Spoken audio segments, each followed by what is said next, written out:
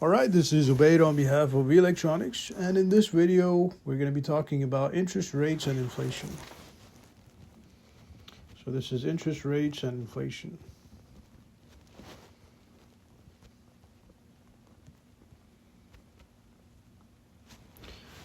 Alright, now we've talked about inflation. This is when the purchasing power within an economy goes down.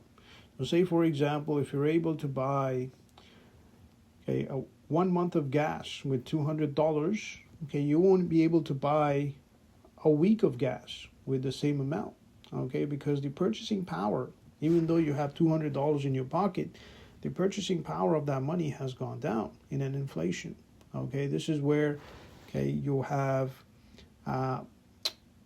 too much money being printed out. For example, a Federal Reserve pumping a lot of money into the system, buying a lot of treasury bonds from the banks without any type of actual output. What does that mean? So when it comes to output, we're talking about things like consumer spending. We're talking about things like business investments. So businesses buying assets within the country, net exports, so on and so forth. So the production is not there. However, the money is being printed out, as a result of which the purchasing power of that money goes down. All right. So over here, when we talk about inflation, we're talking about your real return on investment, or real return on your money, which is IR.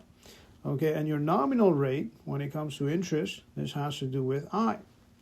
And your inflation, for example, this will be your pi over here. So if you write this in an equation format, your I, your nominal rate will be your real return, or real return rate plus pi. So if you were to rearrange this, your real return rate, or IR, this will be I minus pi. So basically what you're saying over here is that your real return rate, which is IR, is equal to whatever your nominal rate is, whatever the interest rate is.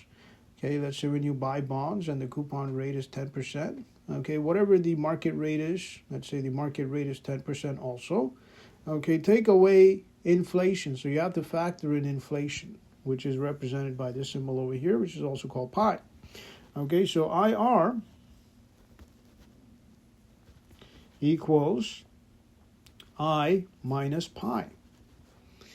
All right, so say for example, your nominal rate, let's say in this case, your nominal rate is 5%. So you're going to say 5%. Nominal rate, so 0.05, 5%. Minus, let's say the inflated rate, let's say because of inflation, this is a reduction of 2%. So let's say because of inflation, you're expecting the interest rate, the value of the interest rate to go down by 2%. So you're going to say 0.02. Which means your real rate over here, the one that you will need to use to figure out the rate of return on your investments, whether it's on coupon bonds or any other investment product, this will be 0.03 or 3%. So if your return was 5% originally because of the price of the bonds and the interest rate on the bonds, it will now be 3%. So that would be it for this video. On behalf of Electronics, this is Ubaid. Have yourself a great day.